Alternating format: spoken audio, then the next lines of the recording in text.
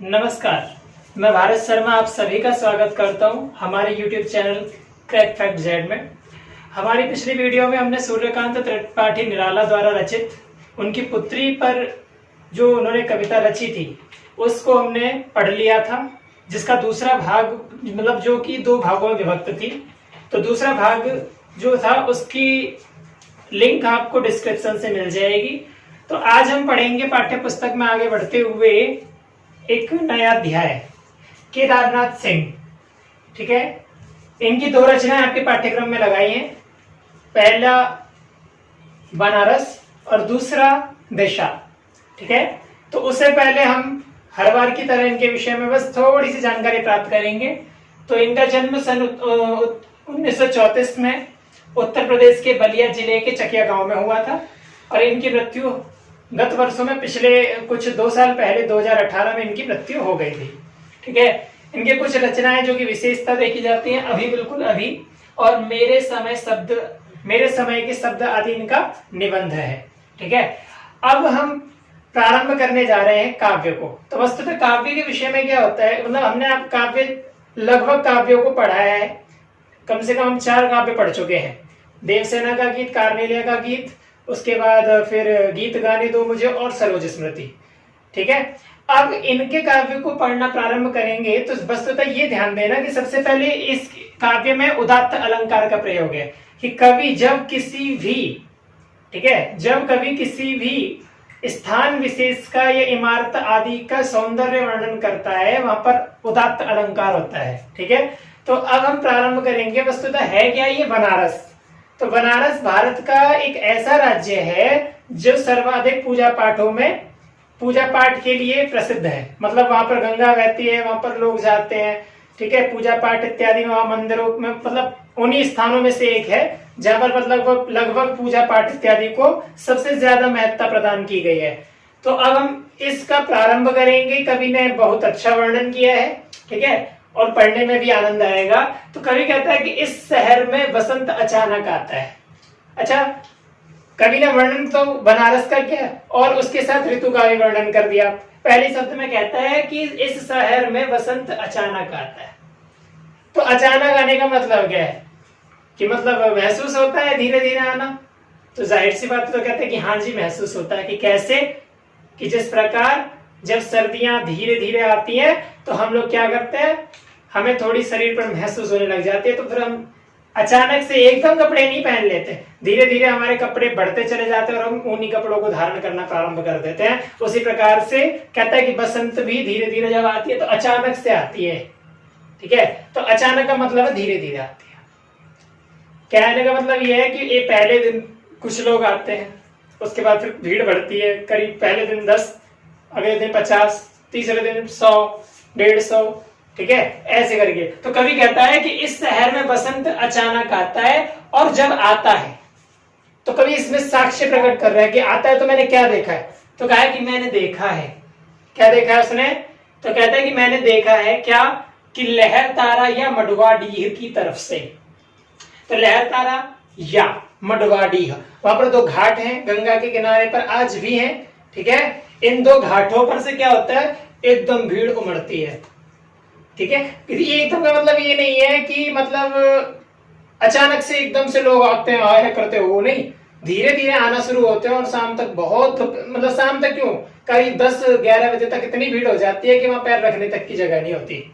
ठीक है, तो कहता है कि मैंने देखा है कि लहर तारा या मडवाडीह की तरफ से उठता है धूल का एक बवंडर। अब बवंडर कैसे उठेगा, तो कहने का मतलब ये तो है नहीं कि मतलब इतने, अब ध्यान देना कि अगर हम 3 शब्द शक्तियां होती हैं, अविधा, लक्षणा और व्यंजना। ठीक है, यदि हम अविधा के आधार पर शब्द का अर्थ करेंगे, अविधा का मतलब होता है सिंपल अर्थ निकालना, वाच्यार्थ कि वाच्य क्या है, ये शब्द सिंपल कहने का मतलब है कि सिंपल हम जब अर्थ को निकालेंगे तो फिर बड़ा अनर्थ हो जाएगा अर्थ का। ठीक है, कि अगर हमने ध्यान दो कि हमने अविधा से यदि अर्थ निकालेंगे तो कहने का मतलब क्या आएगा कि भाई बहुत बड़ा बवंडर आता होगा, और अगर बवंडर आता होगा तो जाहिर सी बात है इतनी सारी भीड़ है, वो मर जाएगी, उठा के ले जाएगा, एक आध को पटक देगा। तो हम यहाँ पर अविधा का प्रयोग तो करेंगे ही नहीं ना, तो यहाँ व्यंजना का प्रयोग करेंगे। तो कहने का मतलब क्या आएगा, कहता है कि उठता है धूल का एक बवंडर। तो मतलब क्या कि मानो लोगों के आने से जो धूल उड़ती है तो वस्तुतः मानो कि वहां पर धूल ही धूल हो जाती है और ऐसा प्रतीत होता है कि जैसे धूल का बवंडर आ गया। अब यहाँ फिर कहता है कि और इस महान पुराने शहर की जीभ किरकिराने लगती है। वस्तुतः होता क्या है कि किसी एक विशेष पर्व पर ही वहां पर भीड़ होती है। जैसे साल में एक बार कतकी की एक पूर्णमासी आती है जिसपे लोग स्नान करने जाते हैं, ठीक है। उससे पहले कभी गंगा में जाने की, जब भगवान शिव के लिए कावड़ उठाने का जो महीना होता है उसमें लोगों की बहुत भीड़ रहती है। लेकिन वैसे बेसिकली वो खाली रहते हैं ज्यादा, क्योंकि वहां के फिर वो घरेलू जो लोग होते हैं ना, वही लोग उसमें मतलब आते हैं, नहाते जाते हैं, ठीक है। जैसे आपने कभी घातक मूवी देखी हो तो वहां पर जब गंगा के घाट का वर्णन आता है तो वहां पर इतनी भीड़ वस्तुतः नहीं रहती। या अगर आप बॉस पिक्चर देखेंगे तो वहां भी प्रारंभ में देखेंगे जब फाइट होती है तो वहां भी स्पेस खाली रहता है, लेकिन किसी विशेष पर्व पर ही वहां पर भीड़ होती है, ठीक है।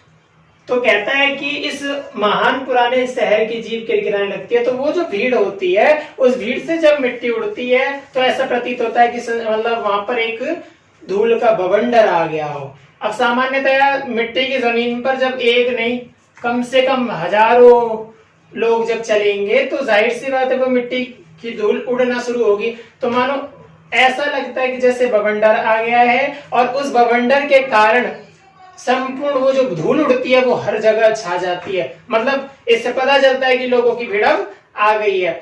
और इस महान पुराने जो शहर की जीभ किरकिराने का मतलब है कि हर घर की दीवारों पर मिट्टी छा जाती है, जितने मंदिर की चोटियां उन पर मिट्टी छा जाती है।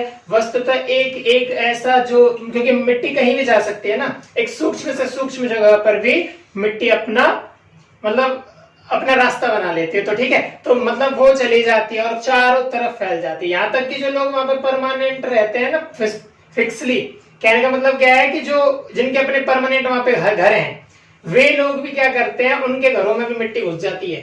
मिट्टी घुसने का मतलब ये नहीं है कि बहुत सारा मिट्टी इकट्ठी हुई और घुस गई और वो सारे के सारे मुंह में मतलब भर गई, ऐसा नहीं है। जैसे आप कभी ध्यान देना बच्चे कि 10-8 दिन में आप अपनी किताबें जहां पर रखते हो, अगर आपका कमरा बाहर है अथवा कहीं भी है, आप उन पर ध्यान देना। जब आप उनको छुओगे तो उंगली ऐसे मतलब ऐसे उंगली मारोगे ना किताब पे तो सारी मिट्टी आपकी उंगलियों पर आ जाएगी। तो वो ऐसे मतलब जब लोग मिट्टी का क्या है कि जब वो उड़ती है तो वस्तुतः सब जगह पर विस्तार से फैलती रहती है, ठीक है। तो कहता है कि जब लोग आते हैं तो बनारस, तो इस रूप में बनारस के लोगों मतलब इस पूरे महान शहर की जीभ किरकिराने लगती है। वस्तुतः होता क्या है कि लोग आते हैं, लोगों की भीड़ उठती है, उठने के बाद होता है क्या कि चारों तरफ धूल धूल हो जाते हैं। यहाँ तक कि घंटे के अंदर भी जहां उसे सूक्ष्म स्थान प्राप्त होता है उस स्थान पर वह अपना रास्ता बना लेती है और वहां पर छा जाती है, ठीक है। अब कहता है कि जो है वह सुख भुगाता है, ठीक है, जो है वह सुख भुगाता है। तो वस्तुतः होता क्या है, अब देखो आप कभी ध्यान देना बच्चे कि कोई भी व्यक्ति, ठीक है, कोई भी व्यक्ति जब संसार में जन्म लेता है ना, ठीक है, संसार में जब जन्म लेता है तो उसे पहले ही निर्धारित कर लेना पड़ता है कि वस्तुतः हमें आगे जाके करना क्या है। क्यों? यद्यपि अगर वो ये चीज निर्धारित नहीं करेगा तो आगे भिखारी ही बनेगा, भिखारी के अलावा भी शायद हो सकता है उससे भी नीचे कोई ऑप्शन ना मिले उसे, ठीक है। तो कोई भी व्यक्ति जब ये कारण निर्धारण कर लेता है कि हम लोगों को करना क्या है तो जाहिर सी बात है। तो कुछ लोग क्या होते हैं, अच्छा जब आप मंदिर, अच्छा हर चीज का अपना एक परस्पर संबंध होता है, ठीक है। अगर आप किसी कॉलेज के आगे जैसे पीके में आपने देखा होगा एक पत्थर रख दें और पत्थर रखने के बाद उस पर पान लगा करके अगर आप पेड़ के नीचे रख दें तो भगवान को लोग उसे मंदिर बना लेंगे, ठीक है। और जब लोग उसे मंदिर बना लेंगे ना तो वहां पर एक बड़ा विकास, तो धीरे धीरे वहां विकास होता चला जाएगा और वहां पर एक बड़े मंदिर का निर्माण हो जाएगा।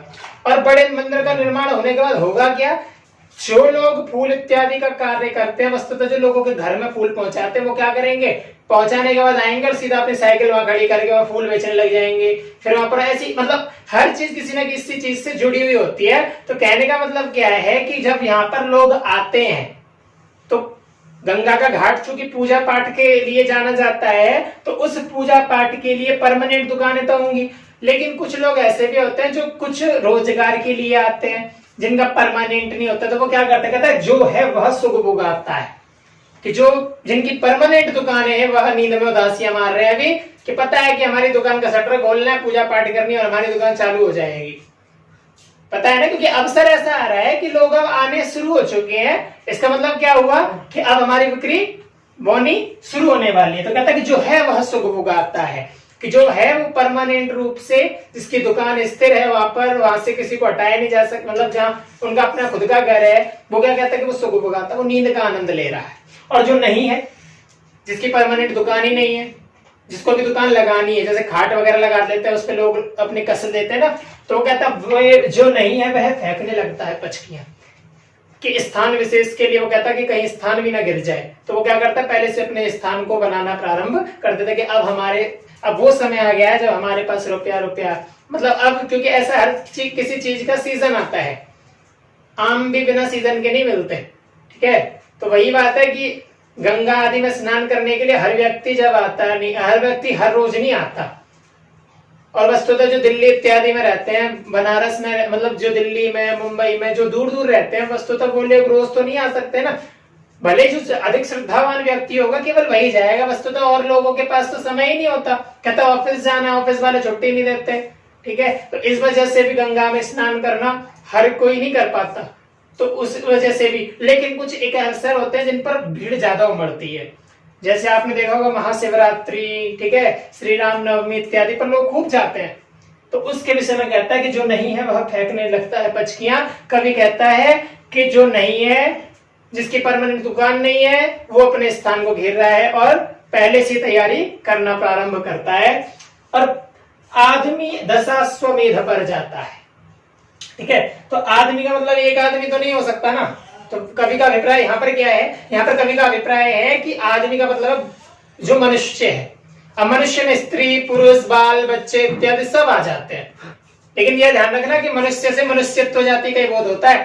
ठीक है, किसी पशु इत्यादि को मत घुसेड़ देना उसमें, या उसमें पशु इत्यादि का चयन मत कर देना। केवल मनुष्य का मतलब क्या होता है, आदमी। तो आदमी से अभिप्राय है केवल मनुष्यत्व जाति, जिसमें मनुष्यत्व विद्यमान है, कुत्ता इत्यादि नहीं, उनके अंदर पशुत्व है। तो वस्तुतः हमारे यहाँ तो कहते हैं आदमी दशाश्वमेध पर जाता है। ठीक है, तो आदमी, दशाश्वमेध क्या है, दशाश्वमेध क्या है, कहता घाट है।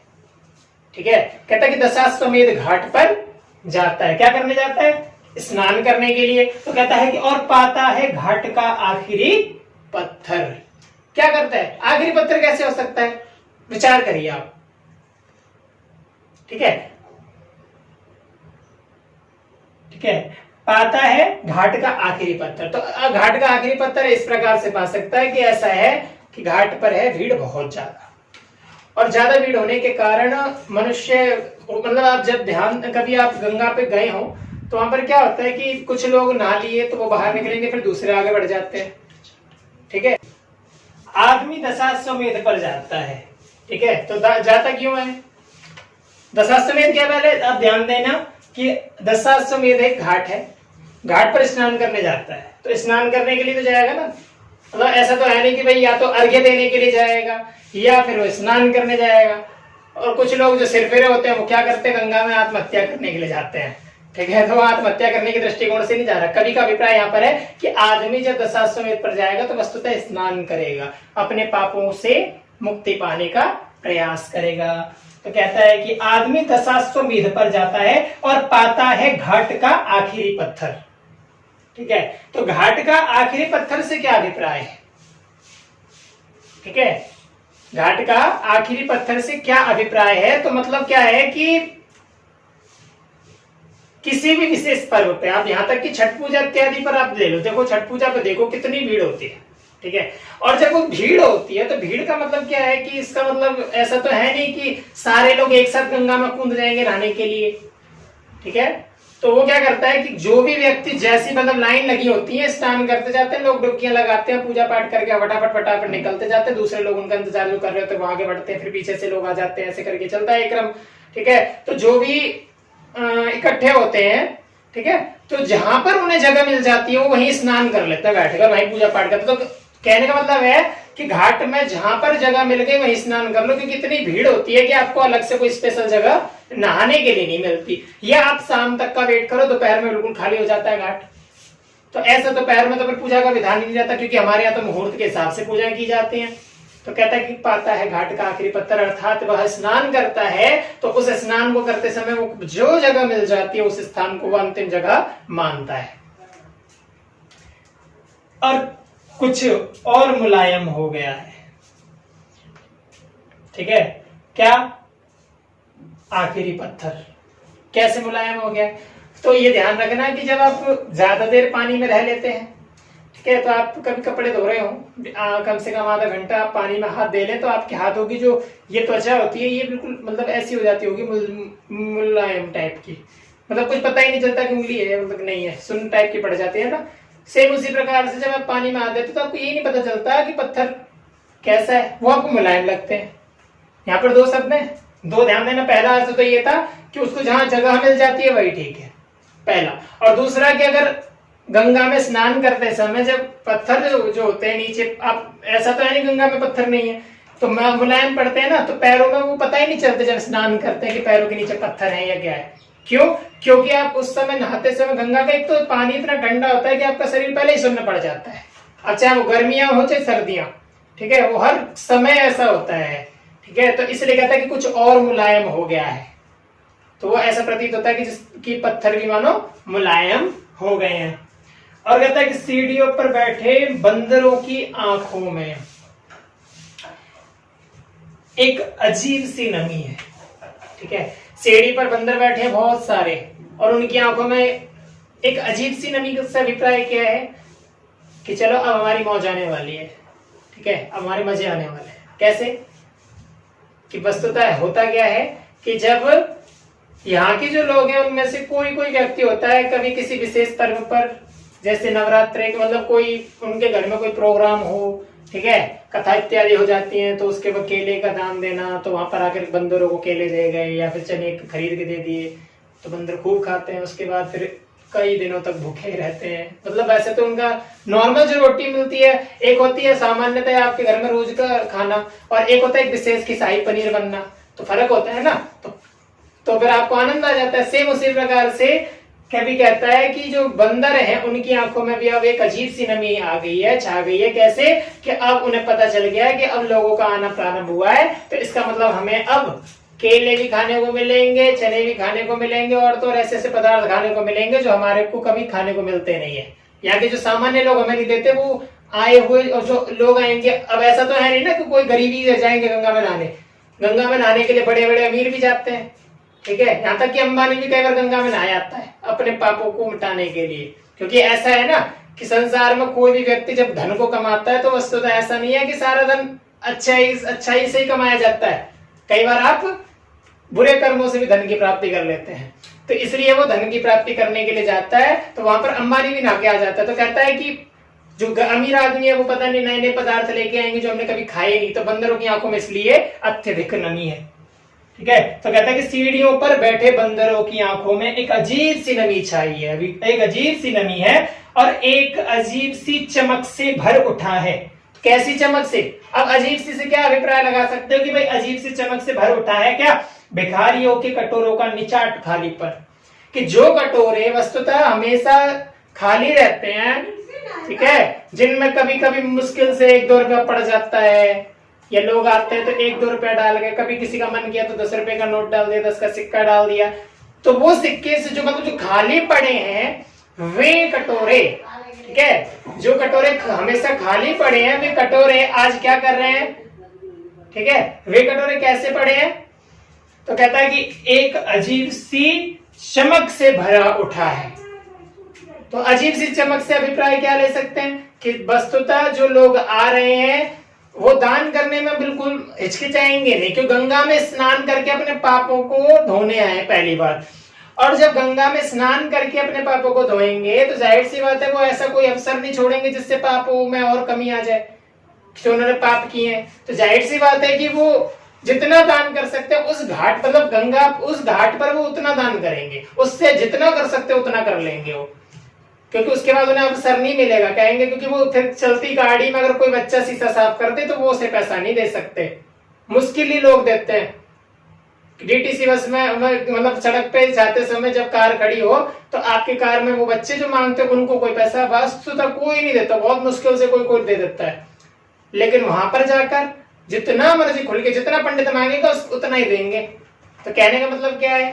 तो कहता है कि जो भिखारियों के कटोरे वस्तुतः हमेशा खाली पड़े रहते हैं, लेकिन अब इस अवसर पर तो मानो उनके कटोरों में निरंतर रुपया आ रहा है और मानो एक अजीब सी चमक आ गई है सिक्कों से। ठीक है, मतलब उनके अब कटोरे अब भरने लगे हैं।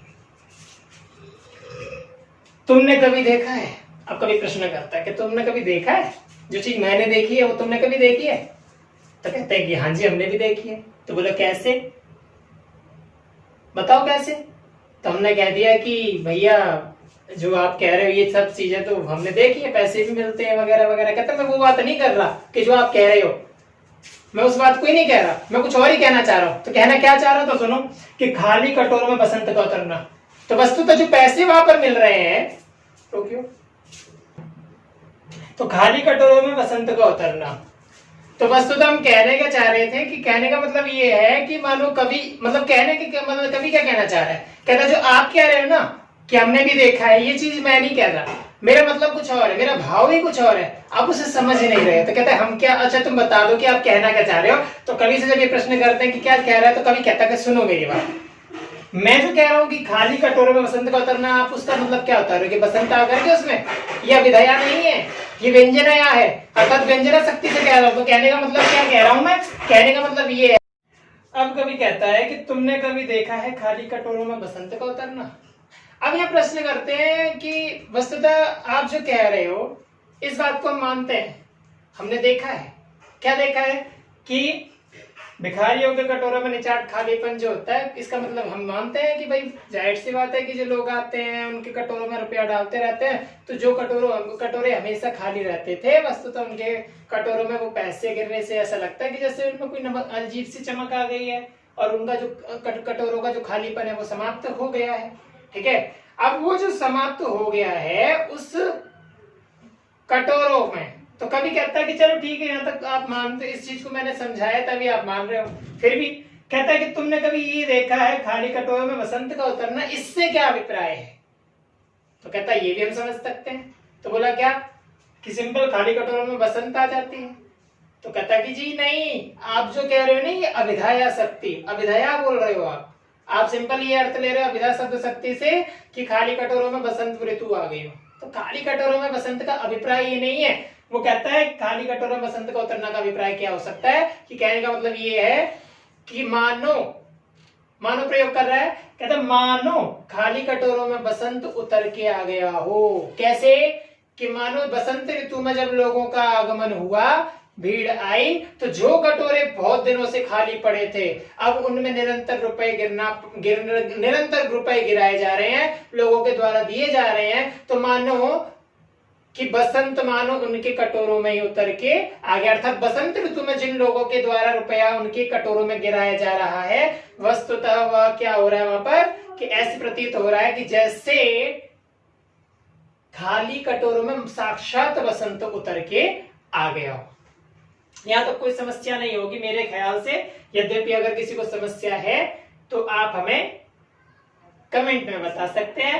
अब कहता है कि यह शहर इसी तरह खुलता है, यह शहर इसी तरह खुलता है। किस तरह खुलता है? कि लोग धीरे धीरे आना शुरू करते हैं। 4 बजे मंदिर खुल जाया करते हैं, मंदिर में पुजारी पूजा करके आरती इत्यादि पहले ही कर देते हैं, उसके बाद लोगों का आना जाना लगा रहता है। ठीक है, और धीरे धीरे ही खुलता है, पूरी तरह से नहीं खुलता। मतलब ऐसा नहीं है कि सुबह 4 बजे सारे लोग उठ गए और एक संग नहा धो के बिना नहाए धोए फटाक से आगे भगवान के पार पूजा करके। भीड़ ऐसे नहीं होती। आप मेहंदीपुर बालाजी जब जाओगे तो 5 बजे जब आरती हुआ करती है, तो वहां पर आरती पे धीरे धीरे भीड़ बढ़ती है। और कितने बजे शुरू होना शुरू हो जाते हैं? 3-3 बजे से लोग वहां पर उठने शुरू कर देते हैं कि आरती देखनी है हनुमान जी की। और वहां पर सुबह 6 बजे तक क्या भीड़ होती है। तो जाहिर सी बात है कि लोगों को, क्योंकि वहां पर कुछ किसी अन्य कारण से लोग जाया करते हैं। ठीक है, तो कहता है कि यह शहर इसी तरह खुलता है। कभी कहता है कि ये जो शहर है, ठीक है, बनारस, ये इसी प्रकार खुलता है, इसी तरह खुलता है कि धीरे धीरे यह खुलता है। धीरे धीरे से मतलब सुबह जो परमानेंट वहां दुकानें होती हैं वो धीरे धीरे खुल जाती हैं, वाहनों का आना होता है, जो लोग रूम ले रखा होता है, जिन लोगों ने मतलब ठहरे हैं कुछ दिनों के लिए, वे भी क्या करते हैं, धीरे धीरे उठते हैं कि चलो अब ठीक है आराम से नहाएंगे हम। तो कुछ लोग बड़े शौकीन होते हैं, कुछ लोग शौक के लिए जाते हैं।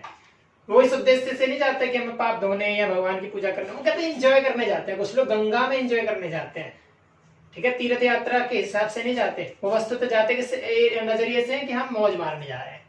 फ्रेंड्स जाते हैं ना, आपने सुना होगा टीवी में 5 फ्रेंड गंगा में डूबकर 5 मित्रों की हुई मौत इत्यादि, तो ऐसे मित्र भी जाते हैं वस्तुतः, ठीक है। तो कहता है कि इसी तरह भरता है, यह शहर इसी तरह खुलता है कि लोगों का आना होता है, धीरे धीरे बहुत सारे लोग मतलब धीरे धीरे आना शुरू होते हैं, तो खुल गया, इसी तरह भरता है। और जिस प्रकार आते आते लोगों की भीड़ इकट्ठी हो जाती है तो इसी तरह भर भी जाता है और खाली होता है यह शहर।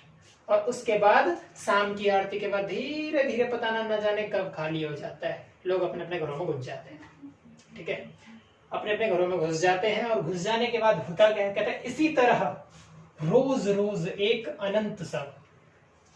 अनंत का मतलब क्या है, इस समय कोरोना महामारी फैल रही है, तो आपको पता है कितनी संख्या है इस समय लोगों की मृत्यु की, ठीक है।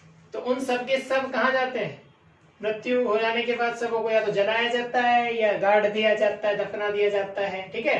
तो कहने का मतलब क्या है कि इसी तरह रोज रोज एक अनंत सब। अनंत का मतलब होता है न अंत, जिसका अंत नहीं है, अर्थात सब का मतलब भारत की आबादी 131 करोड़ है, इसका मतलब ऐसा तो है नहीं ना कि रोज में किसी की डेथ होती नहीं है। कहने का मतलब है कि रोज किसी ना किसी की डेथ होती ही रहती है। और जो कहता है ले जाते हैं कंधे एक अंधेरी गली में, तो कहता है कि अनंत सब, अनंत इसलिए प्रयोग किया क्योंकि रोज ले जाते हैं, ठीक है। ऐसा नहीं है कि कोई एक विशेष मर गया उसके बाद एक दिन गया उसके बाद कोई जाता ही नहीं, एक दिन में कम से कम 5-5 सब आते हैं जलने के लिए। तो कहता है कि ले जाते हैं कंधे, तो कंधों पर ले जाया जाता है, राम नाम सत्य करते हुए ले जाते हैं और वहां पर सबों को जला दिया जाता है, ठीक है, अंतिम संस्कार कर दिया जाता है, दहन कर दिया जाता है। तो कहता है कि अनंत इसलिए प्रयोग कर रहा है क्योंकि ऐसा नहीं है कोई एक विशेष है, ठीक है, कोई एक नहीं है, कई सारे हैं, रोज आते हैं, इसलिए अनंत का प्रयोग किया। कहता है ले जाते हैं कंधे, कि कंधों पर रखकर ले जाया जाता है, और अंधेरी गली से। अच्छा, अंधेरी गली प्रतीक किसका है, अंधेरी दुनिया का। कहने का मतलब क्या है कि वो गली वस्तुतः अंधेरी नहीं है जिससे कंधे से अनंत सबों को ले जाते हैं, वस्तुतः वो गली देखने में सामान्य है, ठीक है, रात्रि में भी उसमें लाइट जलाई जाती है। लेकिन कहने का मतलब क्या है कि अंधेरी गली क्यों बोलते हैं, कि वहां पर जो अंधेरी दुनिया का रास्ता नापते हैं ना, जो लोग मर चुके हैं, अर्थात जो लोग मर जाते हैं, और उन मरे हुए लोगों को उस जगह पहुंचाया जाता है जहां से वह परलोक को सिधार जाते हैं, मृत्यु को प्राप्त लगभग कर जा। जब तक शरीर रहता है तब तक आत्मा नहीं जाती, ठीक है, जब तक शरीर रहता है वस्तुतः तब तक आत्मा अपने शरीर को छोड़ती नहीं है। जब शरीर का दहन हो जाता है तब वह अपना साथ छोड़ती है, ठीक है। तो वो क्या करते हैं, तो कहता है कि वो परलोक चले जाता है। तो कि मतलब बुरे कार्य के मतलब वस्तुतः किसी की मृत्यु को ज्यादा अच्छा नहीं माना जाता। बहुत कम ऐसे परिवार होते हैं जो मरी हुई लाश के साथ सेल्फी लेते हैं और हंसते हुए विदा करते हैं। वस्तुतः तो समस्त लोगों के यहाँ पर इस चीज को क्या माना जाता है, बहुत बुरा माना जाता है। तो ये बुरे कार्य के लिए प्रेरित है, अर्थात इस गली से जब भी कोई कार्य होता है वो बुरा ही होता है। कहने का मतलब क्या है कि लाश ले जाई जाती है तो वस्तुतः बुरा है, ठीक है, और बुराई का प्रतीक होने के कारण इसीलिए कवि ने यहाँ पर कहा है कि गली कैसी है, वह अंधेरी गली से, ठीक है। अब कहता है कि चमकती हुई गंगा की तरफ, ठीक है, अंधेरी गली से चमकती हुई गंगा की तरफ। कहने का मतलब क्या है कि गंगा की तरफ एक ऐसी गली जा रही है जो कि केवल उन्हीं लाशों के लिए बनाई गई है जहां से लाशें ले जाई जाती है। क्योंकि गंगा का कोई एक घाट ही हो सकता है जहां पर गंगा में मतलब उसकी जिस किनारे पर लाशें जलाई जाती हैं। ऐसा हर घाट नहीं है, हर घाट पे अगर लोगों को जलाने लग जाएंगे ना तो स्नान भी नहीं करेंगे लोग, और तो और डरेंगे कि भैया वहां पे लाशें फूकी जाती है, न जीना। तो इसलिए कहता है कि चमकती हुई गंगा की तरफ। गंगा कैसी है, गंगा चमकती हुई है। कैसी है कि धूप में उस पर साइन मारते हैं, मतलब रात्रि में भी उसका पानी कल कल जो करता है वो चमक मारता है, ठीक है। तो चमकती हुई गंगा की तरफ।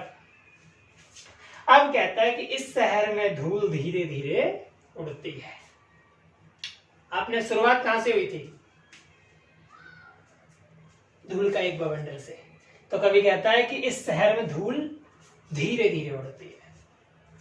हवा भी चलती है ना तो भी वो धीरे धीरे धूल तो उड़ती रहती, परमानेंट फिक्स्ड है, रात्रि में हवा के कारण उड़ती है, तो दिन में क्या होता है कि दिन में लोगों के पैरों से नॉर्मल उड़ती है। कहने का मतलब क्या है कि इस शहर में धूल धीरे धीरे उड़ती है और धीरे धीरे चलते हैं लोग। ठीक है, जब प्रसाद लेने के लिए लाइन लगती है, भंडार लेने के लाइन लगती है ना, यहाँ तक कि मंदिर में दर्शनों के लिए भी जब लाइन लगती है, गंगा में स्नान करने के लिए जब लाइन लगती है, तो लोग धीरे धीरे कार्यों को करते हैं, क्योंकि ऐसा हो नहीं। पूजा पाठ आदि ये जो कार्य होते हैं ये वस्तुतः ज्यादा समय के होते हैं, इनको 5 मिनट में खत्म नहीं कर दिया जाता। आप कभी साईं बाबा मंदिर जाना, आरती भी नहीं करते, वो क्या करते हैं, आपका नारियल लेंगे, फट से जमीन में मारेंगे, उसका आधा हिस्सा अपने पास रख लेंगे, आधा हिस्सा आपको पकड़ा देंगे, हो गए जी दर्शन। तो वस्तुतः वो दर्शन नहीं होते, ये क्या है, केवल मात्र मनुष्य की व्यवस्था है। वस्तुतः हर व्यक्ति यही चाहता है कि यदि आप दर्शन करने भी जाओ तो उसको कम से कम आंखों से दर्शन भली प्रकार से हो जाए। लेकिन बस हमारे देश की जनसंख्या इतनी है कि लोगों में आस्था है और वो बहुत सारे लोग इकट्ठे हो जाते हैं, जिस कारण फिर पंडित जी को भी, क्योंकि ऐसा तो है नहीं ना किसी एक विशेष व्यक्ति के कारण आप दर्शन का वो कराओगे, कोई स्पेशल थोड़ी ना है, सब भगवान के दरबार में सब बराबर होते हैं। इसलिए वहां पर क्या होता है कि सारे लोगों को फटाफट जल्दी तू चल मैं आया वाला हिसाब है। तो क्या, लेकिन यहाँ पर क्या होता है, कहता है कि यहाँ पर क्या होता है, धीरे धीरे चलते हैं लोग, यहाँ पर सब कुछ धीरे धीरे होता है बनारस में। अब हो सकता है कि उस काल में थोड़ी जनसंख्या, जिस काल में कवि ने ये लिखा था उस काल में जनसंख्या कम हो, उस काल में, ठीक है, लेकिन अब वर्तमान में ये बिल्कुल लागू नहीं होती, वर्तमान में सब कुछ तेज होता है। ठीक है, और कहता है कि धीरे धीरे बजते हैं घंटे, तो घंटों को जब बजाया जाता है तो उसके बाद एक बार जब आप बजाओगे तो वो धीरे धीरे उसकी जो ध्वनि है वो कपकपाती वैसे ध्वनि आती है। ठीक है, वो भी बजते रहते हैं। और कहा कि शाम भी धीरे धीरे होती है। इस शहर में जाने के बाद यही पता नहीं चलता कि समय बीत रहा है, ठीक है, लेकिन वो धीरे धीरे पता चलता रहता है कि हाँ बीत रहा है। क्यों? क्योंकि जब आप स्नान कर लेते हैं, पूजा कर लेते हैं ना, तो उसके बाद आप घूमने निकलते हैं पहाड़ों पर, गंगा इत्यादि के वहां पे आप पहाड़ इत्यादि भी हैं, तो उन पहाड़ इत्यादि में जैसे आप हरिद्वार का देख लो, तो हरिद्वार में गंगा में स्नान करने के बाद होता क्या है कि लोग पहाड़ों पर जाते हैं माताओं के दर्शन करने, मनसा देवी, चंडी देवी, नीलकंठी महादेव इत्यादि का। तो उस समय का पता ही नहीं, मतलब वो धीरे धीरे समय बीतता चला जाता है। ठीक है, तो कहता है कि समय भी धीरे धीरे, कहने का मतलब क्या है कि धीरे धीरे बजते घंटे, और शाम भी धीरे धीरे होती है कि शाम हो, धीरे धीरे शाम हो जाती है। और कहता है यह धीरे धीरे होना, ठीक है, धीरे धीरे होने की सामूहिक लय है। वस्तुतः कि ये समस्त चीजें यहाँ पर धीरे धीरे होने, तो ऐसा नहीं लग रहा है, ऐसा प्रतीत हो रहा है कि मानो सब कुछ एक इन सबकी मिली भगत है। ऐसा मान लो कि इन सबकी मिली भगत है, कि मतलब सारी की सारी चीजें नहीं समूहबद्ध होकर हो रही हैं, इसलिए कभी ने उनको समूह में एकत्रित कर दिया कि भाई ये सब क्या हो रहा है, ये धीरे धीरे जो भी हो रहा है ये सब एक सामूहिक लय में बंधे हुए हैं, अर्थात इनको सबको धीरे धीरे कराया जा रहा है। किसके द्वारा? हम तो नहीं कर सकते ना हमारे द्वारा कराया जा सकता, कहता परमात्मा प्रकृति के द्वारा कराया जा रहा है। तो ये मतलब जो भी हो रहा है वो धीरे धीरे हो रहा है। और कहता कि सामूहिक लय जो है वो कैसी है, तो कहता कि दृढ़ता से बांधे हुए है। दृढ़ का मतलब बहुत कस के, ठीक है, कस के बांधे हुए, बहुत दृढ़ पूर्वक, दृढ़ता से बांधे हुए हैं समूचे शहर को। कि दृढ़ता से कैसे बांधे हुए हैं, कि मतलब सब कुछ धीरे धीरे हो रहा है। तो कहने का मतलब क्या है कि सब कुछ जब धीरे धीरे हो रहा है ना, तो मानो वह सब कुछ किसके द्वारा हो रहा है, कहता कि धीरे धीरे की जो होने प्रवृत्ति है ना, ये सारी की सारी प्रवृत्ति है, ये प्रकृति के द्वारा हो रही है, और मानो दृढ़ता से बंधे हुए हैं ये सब।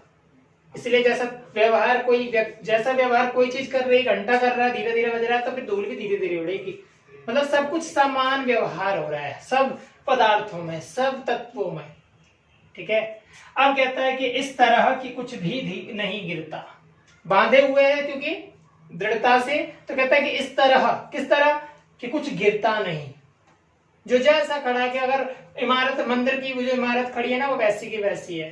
ठीक है, एक व्यक्ति अगर खड़ा है तो वो वैसे ही खड़ा है, मतलब ऐसा नहीं है कि मतलब वो हमेशा पूरे दिन खड़ा है। पूरे दिन यदि खड़ा होगा तो क्या होगा, थक नहीं जाएगा ना?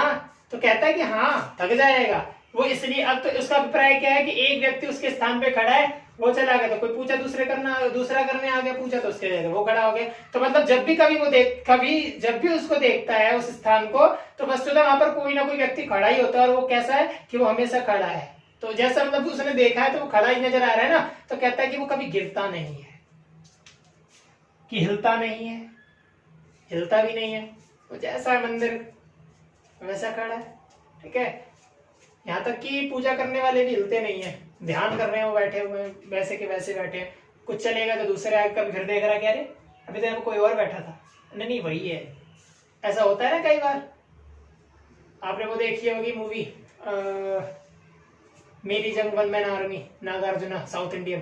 तो वहां पर क्या होता है, वो लड़की जब बुलाती है क्या गुंडे से पिटवाने के लिए, तो ब्लू शर्ट पहन के आ जाता है, लेकिन वो चला जाता है कि वो आता है, वो हाँ कि हाँ जी वो, तो उसको पिटवा देती है। बाद में पता चलता है अरे ये नहीं मूर्ख, वो कोई और था, तो स्थान तो वही था, कपड़े भी वैसे ही थे, पर वस्तुतः मनुष्य वो नहीं था। तो कभी भी कहता है कि हाँ ठीक है, जो बैठा है वो पूजा कर रहा है, करने दीजिए, ठीक है, लेकिन हमें तो वो स्थान वैसे ही नजर आ रहा है जैसा पहले हम देखते आ रहे हैं, कुछ भी हिलता नहीं, कि जो चीज जहां थी वहीं पर रखी है।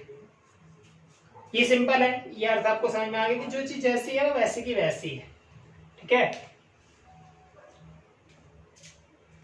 कि गंगा वही है, गंगा वहीं बह रही है, ठीक है, वहीं पर बंधी है नाव, नाव में भी वही गंगा के घाट पर बंधी हुई है, कि वहीं पर रखी है तुलसीदास की खड़ाऊ, वहीं पर तुलसीदास की खड़ाऊ रखी हुई है। ठीक है, तुलसीदास की खड़ाऊ वो होती है जो राम ने चप्पलें पहनी थी ना वनवास जाते समय, वस्तुतः राम वनवास गए थे तो उन्होंने लकड़ी की चप्पल पहनी थी। यहाँ तक कि खड़ाऊ जो होती है, जब आप भरत राम का प्रेम पढ़ेंगे तो वहां पर आता है कि लखन सिया करके एक सब पैराग्राफ एक लाइन आती है, तो वहां पर कहता है कि जब भरत जब वापस आते हैं तो भरत को बड़ी कष्ट होता है, पता चलता है कि वो खड़ाऊ पहन के गए हैं। ठीक है, तो कहता है कि मुनि वेश में जब तो खड़ाऊ वही वाले, तो तुलसीदास की खड़ाऊ भी वही रखी हुई है। और कहता है कि आज से नहीं रखी, वो कहता सैकड़ों वर्ष से रखी हुई है। ठीक है, इसके बाद अलंकार भी बताने हैं। ठीक है, अब कहता है कि अचानक आता में अनुप्रास अलंकार है। मैंने आपको पहले भी बताया हुआ है कि अनुप्रास अलंकार कब होता है, कि व्यंजनों की समानता होने पर भी, ठीक है, व्यंजनों की समानता होने पर भी स्वरों की असमानता, या स्वरों की असमानता होने पर भी व्यंजनों की समानता को अनुप्रास अलंकार कहा जाता है। ठीक है, तो अनुप्रास कहाँ है, अचानक और आता में अनुप्रास अलंकार है। ठीक है, कवि ने वसंत आगमन पर फागुनी हवा का वस्तुतः पूर्ण रूप से भली भांति चित्रण किया है। ठीक है, एक अजीब सी या बैठे बंदरों में अनुप्रास अलंकार है। ठीक है, रोज रोज में पुनरुक्ति प्रकाश अलंकार है, धीरे धीरे में पुनरुक्ति प्रकाश अलंकार है, और वस्तुतः धीरे धीरे तो कई लाइनों में आया है। उसके बाद कहता है कि और कुछ में अनुप्रास अलंकार है। ठीक है, कवि ने भाषा शैली का प्रयोग किया है, सटीक प्रयोग किया है, लेकिन आधुनिक भाषा शैली का प्रयोग किया है, व्यंजना व्यक्ति तथा लक्षणावृत्ति का कवि ने प्रयोग किया है। अब कवि कहता है कि कभी सही सांझ बिना किसी सूचना के घुस जाओ इस शहर में।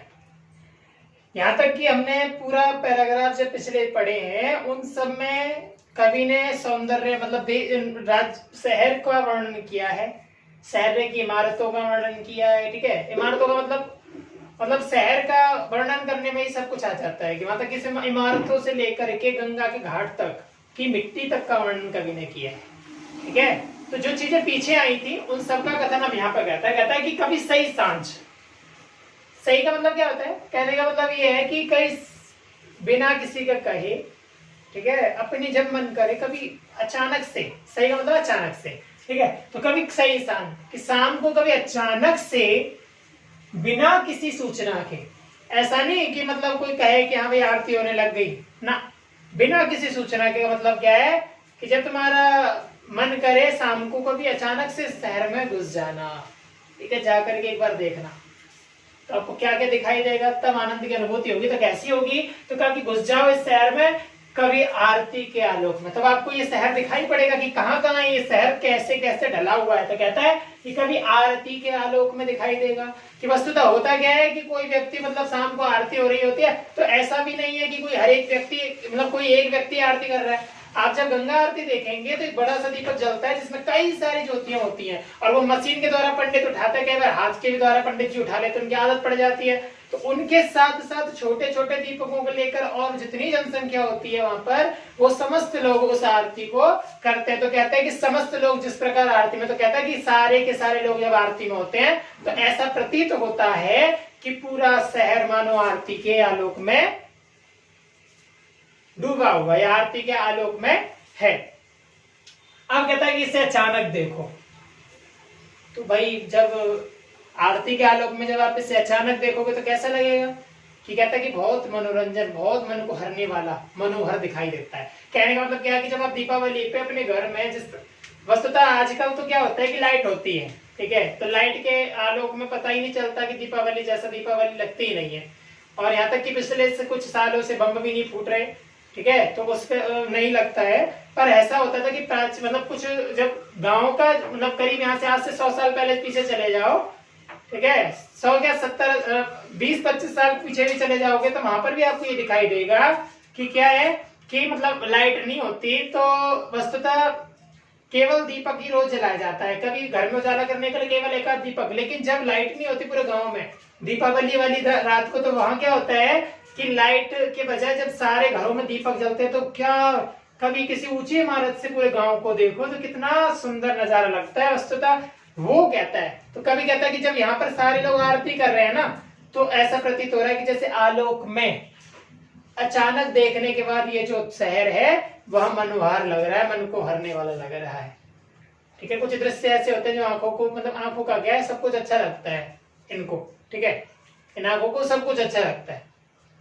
लेकिन कई बार जंगल जो अच्छे लगते हैं वो भी घने जंगल अंदर से कितने डरावने होते हैं आप जानते भी होंगे। तो कहता है कि इसे अचानक देखो, और अचानक देखने की बात कहता है, उसके बाद कहता है ये अद्भुत है इसकी बनावट। ठीक है, जब आप कभी हेलीकॉप्टर से कभी शूटिंग वगैरह देखते होंगे, जब हेलीकॉप्टर से शूटिंग लेते हैं उसके बाद टेलीविजन पे दिखाते हैं ना बनारस की, तो बड़ी ऊंची ऊंची मंदिरों की चोटियां दिखाई देती हैं, तो बड़ा प्यारा नजारा नजर आता है। कभी कहता है अद्भुत है इसकी बनावट। अच्छा, अद्भुत इस नजरिए से भी हो सकती है कि प्राचीन मंदिर है इसमें, और प्राचीन मंदिर जो हमारे, वो हमारे देश की धरोहर है, तो वस्तुतः उनकी उसका सम्मान करना, उसकी रक्षा करना भी हमारा धर्म है। तो कहता है कि अद्भुत है इसकी बनावट, कि प्राचीन काल में हमारे भारत देश, भारत ही एक ऐसा देश है जहाँ पर इतने प्राचीन देश, मतलब प्राचीन मंदिर प्राप्त होते हैं, और वो कितने मतलब बनावट उनकी क्या है, तो कहता है अद्भुत है। तो यहाँ पर श्रृंग वीर रस की प्रतीति हो रही है।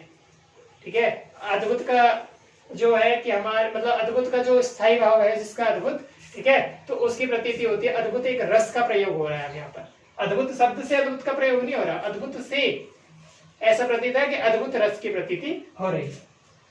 यह आधा जल में है, कभी कहता है कि यह आधा जल में। अब ऐसा कैसे हो सकता है कि भाई आधा जल में है, तो कहता है कि जल बह रहा है, तो यहाँ की जो जनसंख्या है वो आधी स्नान कर रही, तो उस समय आधा जल में है। ठीक है, और कहता है आधा मंत्र में है, तो आधा मंत्र में भी कैसे हो सकता है, कहता है कि जो लोग स्नान कर रहे हैं वो स्नान कर रहे हैं, उसी समय आधे लोग मंदिरों में बैठे बैठे मंत्र जप रहे हैं, महामृत्युंजय या फिर गंगा मंत्र जो भी होते हैं सारे मंत्रों को। ठीक है, कहता है आधा फूल में है, तो कहता है कि गंगा में फूल चढ़ाए जा रहे हैं, लोग फूल बेच रहे हैं, ठीक है, और गंगा में फूल चढ़ा रहे हैं, कुछ मंदिरों में फूल चढ़ा रहे हैं, तो कहता है फूलों में भी है। तो कहता है आधा, अभी पता ही नहीं चल रहा कि आधा है आधा है, कहता है ये आधा हो, आगे भी कहेगा, कहता है आधा फूल में, और कहता है आधा सब में है। तो शव के लिए प्रयोग करता है कि जब आपने पढ़ा था कि अंधेरी गली वाला जो कॉन्सेप्ट था, तो कहता है कि आधा शव में है। उसी बनारस में एक गंगा के घाट पर लाशें जलाई जाती हैं, दफनाई जाती है, मतलब जल दफनाई तो मुसलमानों में होती है बट हमारे यहाँ नहीं है। तो कहने का मतलब क्या है कि आधा सब में है, तो कहा कि उनको जलाया जाता है। ठीक है, आधा नींद में है, और आधे जो वहां के परमानेंट लोग रहते हैं, जो वहां पर उनको पता है कि हमारा ये सब कुछ गंगा वगैरह हमारी है खुद की, कहने वाला हमारे यहाँ की है, तो फिर वो तो मौज मार रहे हैं, कहते हैं कि हम तो दोपहर में भी नहा लेंगे, हालांकि वो नींद ले रहे हैं। ठीक है, आधा शंख में, पंडित जी सब शंख बजाते हैं, कहता कि कई मंदिरों में जब पूजा होती है तो एक साथ पूजा होती है, आरती होती है, तब शंख बजता है, तो कैसे प्रतीत होता है कि आधा शंख में, और शंख भी एक व्यक्ति नहीं बजाता, कई एक शंख बजाए जाते हैं। ठीक है, अगर ध्यान से देखो तो यह आधा है और आधा नहीं है। कहने का अभिप्राय क्या है कि कभी ध्यान से जब आप देखेंगे ना तो वस्तुतः आपको यह प्रतीत होगा कि यह आधा है, मतलब जो चीजें आधी आधी दिखाई दे रही, कहने मतलब है कि आधा गंगा में, आधा यहाँ पे मंत्र में, आधा जल में, आधा फूल में, आधा सब में, आधा नींद में, आधा शंख में इत्यादि, मतलब सभी लोग सब कामों को एक साथ कर रहे हैं। तो ऐसा प्रतीत होता है आधे, जैसे फूल की 5 पत्तियां हैं, वो एक इधर है, एक इधर है, एक इधर है, एक इधर है और एक इधर है, उसी प्रकार ये भी आधे आधे बटे हुए हैं। तो वस्तुतः कहता क्या है कि हैं तो ये आधे आधे, तो ऐसा प्रतीत होता है कि वस्तुतः ये आधा है भी और आधा नहीं भी है। जब गंगा आरती होती है तो वस्तुतः सारे के सारे लोग इकट्ठे हो जाते हैं, तब तो ये ऐसे प्रतीत होते हैं, उस समय ये सारा गंगा आरती में लीन होता है। लेकिन जब अलग अलग कार्य होते दिन भर, तब ये आधे आधे, तो कभी कहता है कि आधा है भी और आधा नहीं भी है। इसकी दोनों स्थितियों का वर्णन कवि ने यहाँ पर किया है। इस तरह अगर आप में देखें तो आरती के आलोक में अनुप्रास अलंकार का प्रयोग कवि ने किया है। कहता जो है वह खड़ा है, ठीक है, तो जो है वह खड़ा है से अभिप्राय क्या है, या तो मंदिर की चोटियां भी आप ले सकते हो, मंदिरों को भी ले सकते हो, जो वहां की परमानेंट चीजें हैं उनको भी ले सकते हो, नाव को ले सकते हो वहीं खड़ी हुई है घाट पे, ठीक है। और ऐसा भी मान सकते हो कि जो वहां जो है वह वहीं खड़ा है, कि मतलब क्या है कि व्यक्ति जो है पूजा पाठ के लिए वो वहीं खड़े हैं। जैसे मैंने पिछले पैराग्राफ से पिछले में बताया था कि एक मतलब जो कभी बार बार देखता है एक ही व्यक्ति होता है, उसके बाद दूसरा वो चला गया, दूसरा स्थान घेर लेता है उसका और उसी स्थिति में रहता है, तो कभी को वही प्रतीति होती है कि अच्छा वही है, ये ऐसे करके जो बताया था मैंने। तो कहता है कि जो है वह खड़ा है बिना किसी स्तंभ के। तो लास्ट में क्या मतलब जो है वह खड़ा है बिना किसी स्तंभ के, तो ऐसे प्रतीति हो रही है कि मतलब बिना किसी स्तंभ का मतलब क्या है, मनुष्य वो खड़ा ही खड़ा है। कि आरती में जब उन्हें पता होता है ना तो किसी को साधना नहीं। मेट्रो में आप कभी खड़े होंगे तो पकड़े खड़े होंगे, यहाँ तक मेरा विचार है कि मेट्रो भी कई बार झटके दे जाते, लेकिन गंगा आरती के समय या फिर गंगा जब आप किसी तीर्थ स्थल पर जाते हैं ना, तो वहां पर आप ये चीज महसूस नहीं करते, आपको यही नहीं पता रहता, क्योंकि जब आप भक्ति में लीन हो जाते हो तो भक्ति की पराकाष्ठा ये है कि आप अपने आप से मुक्त हो जाते हो। उस समय अब अपने आप को भूल जाते हो पूर्णतः, यार भगवान में जब लीन हो जाते हो तब आपको ये नहीं पता चलता कि हमारे शरीर में कितनी थकावट है, और वो थकावट जब आप घर आते हो तब आपको महसूस होती है वहां तीर्थ स्थल से आने के पश्चात। तो कहता है बिना किसी स्तंभ के, तो कभी कहता है कि बिना किसी स्तंभ के खड़ा है, जो भी चीज है नहीं, जो नहीं है उसे थामे है।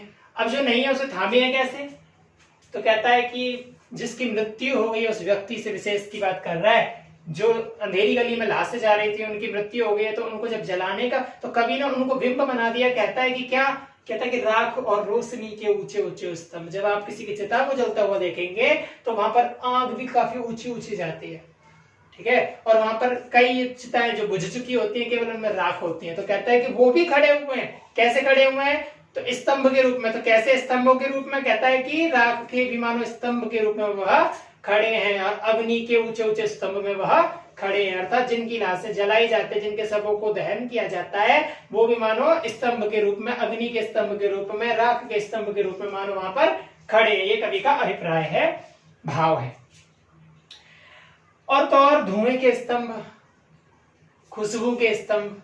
अब धुएं खुशबू लाश में तो नहीं आने वाली, ठीक है, ठीक है, कि धुएं और खुशबू लाश में तो जो है उसमें तो आनी नहीं है। तो कहाँ आनी है, तो कहता है कि आती है तो जाता है कि मंदिर की तरफ चलो एक बार ध्यान दो। तो कहता है मंदिर में जो आरती होती है वहां पर धूप बत्ती जलाई जाती है, कपूर से आरती की जाती है, तो उनमें से खुशबू आती है। कहता है कि धुएं, और अगरबत्ती जलती है तो उसका धुआं निकलता है। कहता है धुएं के भी मानो स्तंभ है, ठीक है, खुशबू के भी स्तंभ है।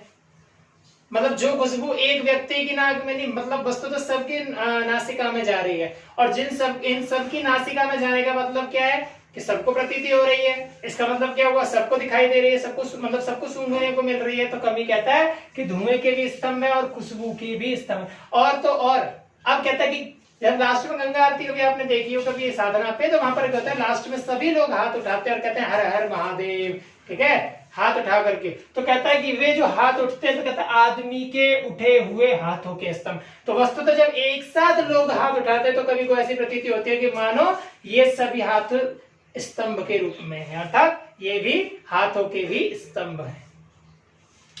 किसी अलक्षित सूर्य को देता हुआ अर्घ्य, कभी कहता है कि किसी अलक्षित सूर्य को देता हुआ अर्घ्य, ठीक है, शताब्दियों से इसी तरह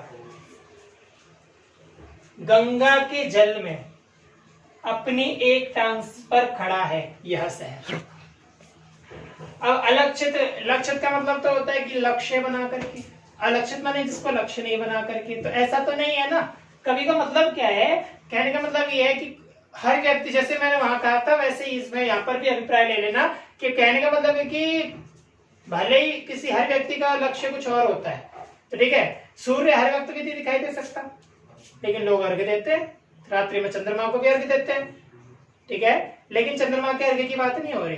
कहने का मतलब है कि किसी अलक्षित सूर्य को देता हुआ अर्घ्य। तो अब यहाँ पर ध्यान देना बच्चे, किसी एक व्यक्ति विशेष की बात नहीं हो रही है यहाँ पे। यदि व्यक्ति देगा तो वो सूर्य को देगा।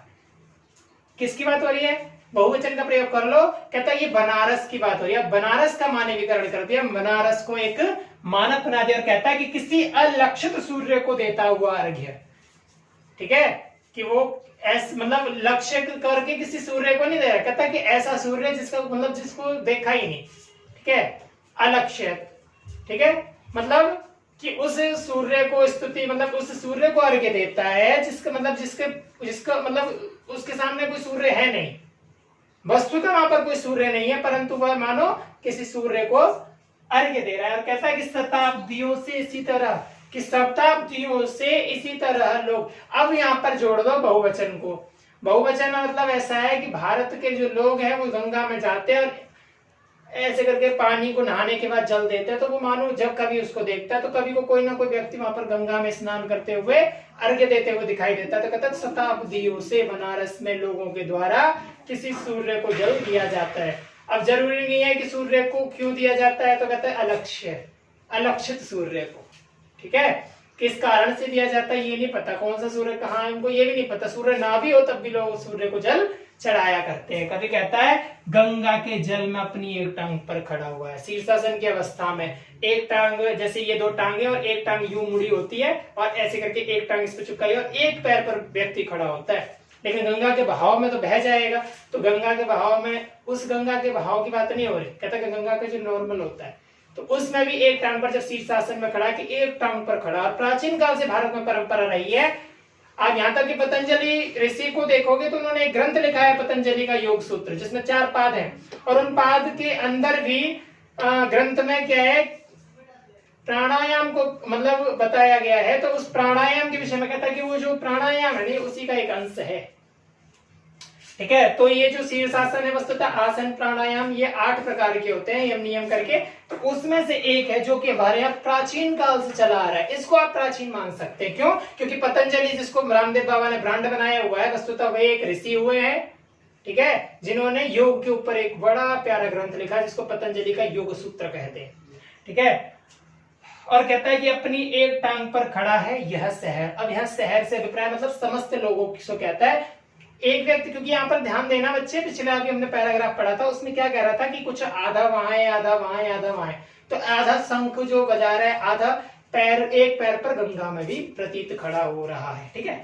कहता है अपनी दूसरे टांग से बिल्कुल बेखबर, उसे यही नहीं पता वस्तुतः जब उस लक्ष्य करके आप, जब मनुष्य शीर्षासन की अवस्था में जब सूर्य को ध्यान करता है, सूर्य को जब जल चढ़ाता है, अर्घ्य देता है, तब वो ये भूल जाता है कि वस्तुतः उसके पास दूसरी टांग है भी। क्यों? क्योंकि उस समय वो भगवान से साक्षात्कार कर रहा होता है, ठीक है।